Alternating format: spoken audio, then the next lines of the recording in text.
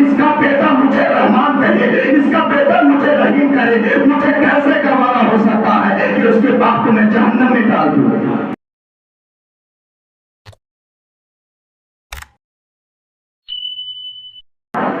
جس طرح نماز کا سوال کیا جائے گا اسی طرح علم دین کا بھی سوال کیا جائے گا۔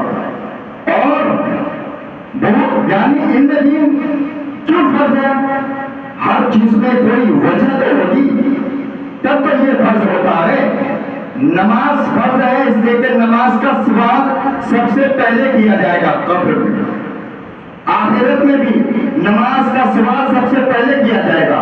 اسی طرح علم دین کیوں سیکھنے بول رہا ہے، کیوں فرض ہے؟ کیونکہ جب علم دین نہیں سیکھو گے تو نماز کہاں سے پڑھنا پاؤ گے؟ ایسے صحیح راستے پہ چلو گے، کیونکہ انسان علم کے بدولت انسان اپنے آپ کو پہچان یعنی قرآن کو پہچانتا ہے، انسان علم کے ہی بدولت قرآن کو پہچانتا ہے، انسان علم کے بدولت ماں باپ کے مرتبے کو پہچانتا ہے، عورت علم کے بدولت شوہر کے حقوق کو پہچانتا ہے۔ ان میں سے ہر دنیا ہے، ان میں سے یعنی آپ پڑوسیوں کے ساتھ حسن سلوک کا معاملہ کرو گے، ان میں رہے گا بڑوں کی عزت کرو گے، ان میں رہے گا دوسرے کا ادب کرو گے، ان میں رہے گا نماز سے حصے پڑھو گے، ان میں رہے گا اگر علم رہے گا قرآن پڑھنا پاؤ گے، نماز پڑھنا پاؤ گے۔ اگر علم نہ رہے تو مسجد میں آؤ گے کیا پڑھو گے؟ کچھ سمجھ میں نہیں آئے گا، کچھ سمجھ میں نہیں آئے گا۔ اس لیے علم اس لیے فرض کیا گیا ہے۔ میرے آقا تو ایسے فرما دیے ہیں کہ علم دین حاصل کرنا تم پر اس طرح فرض ہے کہ تمہارے اگر آس پاس میں کوئی مولانا نہیں ہے، کوئی عالم دین نہیں ہے، اگر تم ہندوستان میں ہو اور عالم دین چین میں ہے تو تم چین جا کے علم دین حاصل کرو۔ علم دین حاصل کرنا کسی بھی حال میں ضروری ہے، چاہے امریکہ میں ہو، افریقہ میں ہو، پاکستان میں کیوں نہ ہو۔ اگر علم دین وہاں سکھایا جا رہا ہے تو آپ کو وہاں جا کے سیکھنا ہوگا۔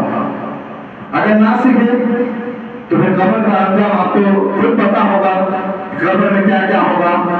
کہ ہر مولانا ہر عالم دین تو یہی بولتے ہیں مسجد میں، مگر کسی کو تو پتا ہی نہیں ہے، ایک کان سے سنتے تو دوسرے کان سے نکال دیتے ہیں، کوئی فرق نہیں پڑتا ہے۔ اس لیے یہ بہت بیان یعنی یہ بہت ضروری بات ہے۔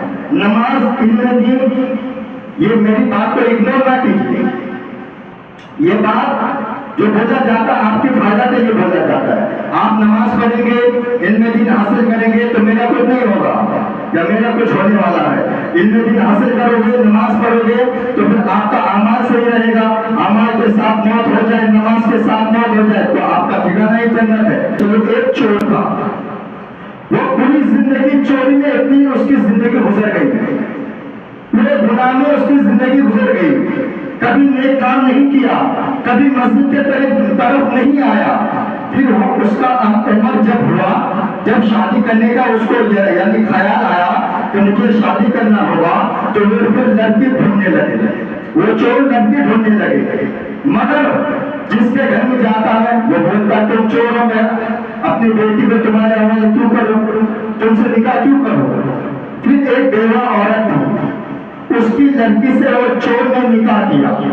نکاح کرنے کے بعد اس چور کو احساس ہوا کہ آقا میں نے پوری زندگی پورے گناہ میں گزار دیا، کبھی مسجد کی طرف نہیں آیا، کبھی عبادت نہیں کیا، کبھی نماز نہیں پڑھا، مگر یا اللہ میں نے جتنے بھی زندگی میں گناہ کیا ہے، جتنے بھی خطا کیا ہے، میرے گناہ کو میرا سزا تو دے دینا، مگر میرا بچہ جو دنیا میں آئے گا، جو بھی میرا لڑکا پیدا ہوگا، اس کو میرے طرح چور مت بنانا، میرے طرح گنہگار مت بنانا، اس کو تو ایک عالم دین بنانا۔ پورا مجمع بھیجیے سبحان اللہ۔ میرے طرح میرے بیٹے کو چور مت بنانا، میرے بیٹے کو ایک عالم دین بنانا، ایک حافظ قرآن بنانا۔ اتنا کہنا تھا، اس کے بعد اس کی بیوی یعنی حمل سے رہنا شروع ہوئی اور وہ اس کا انتقال ہو گیا۔ اللہ اکبر، اتنا ہونا تھا، اس کا انتقال ہونا تھا، اس پر عذاب ہونے لگی، اس پر ظلم ہونے لگی، قبر کے عذاب اس پر ہونے لگے۔ اس کے تب ایک بیٹا پیدا ہوا، حضرت موسیٰ علیہ السلام اس کے قبر کے نزدیک سے جانے لگا، یعنی اس کا گزرنا ہوگا۔ حضرت آپ دیکھتے ہیں اس قبر پر بہت ظلم ہو رہا ہے، اس پر بہت عذاب ہو رہا ہے، اس پر بہت ظلم ہو رہا ہے۔ حضرت موسیٰ علیہ السلام نے اس عذاب کو دیکھا، چلا گیا کچھ عرصے کے بعد پھر موسیٰ علیہ السلام اس قبرستان کے نزدیک سے آنا ہوتا ہے، قبر کی طرف دیکھتے ہیں کہ کیا دیکھتے ہیں کہ جس قبر پر عذاب ہو رہی تھی، جس قبر پر ظلم ہو رہا تھا، وہ قبر پر جنتی ہوا، جنتی میوہ، جنت ہر چیز رکھا ہوا ہے، ہر چیز جنتی رکھا ہوا ہے۔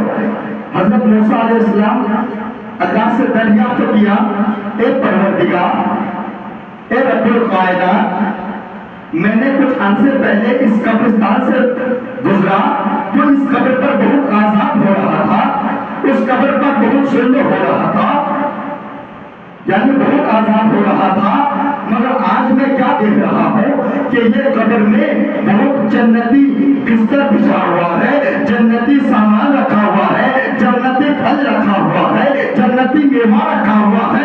آخر بات کیا ہے؟ آخر وجہ کیا ہے کہ یہ انسان جو مر گیا ہے مگر اس کا اعمال میں کیا پسند آ گیا کہ تو نے اس پر ایسا کر دیا کہ جنتی ہوا بھیج رہا ہے، جنتی میوہ بھیج رہا ہے، جنتی بستر بھیج رہا ہے۔ آخر وجہ کیا ہے؟ آخر بات کیا ہے؟ آخر کے بندے نے کیا کہہ دیا؟ اللہ جوش میں آتا ہے، اللہ جلال میں آتا ہے، اللہ موسیٰ سے فرماتا ہے، اے موسیٰ سن لے، تو سن لے، اس قبر میں اس نے کیا کیا ہے کہ اس کو اس کے گناہوں کو معاف فرما دیا، اس کے خطا کو معاف فرما دیا، اس پر جنتی میوہ بھیج رہا ہے۔ آخر سننا چاہتا ہے تو سن لے، یہ جب دنیا سے گیا تھا یہ گنہگار تھا، بدکار تھا، مگر مجھ سے دعا کیا تھا، اے پروردگار میرا جو بچہ ہے اسے عالم دین بنانا، قسم ہوگا کہ اس کے مرنے کے بعد کچھ دن بعد اس کے گھر میں ایک بیٹا پیدا ہوا، تو وہ بیٹے کو اس کی ماں نے مدرسے میں بھیجا، مدرسے میں بھیجنے کے بعد وہ عالم دین نے اس لڑکے کو بولا، اے بیٹا تو بسم اللہ پڑھ لے۔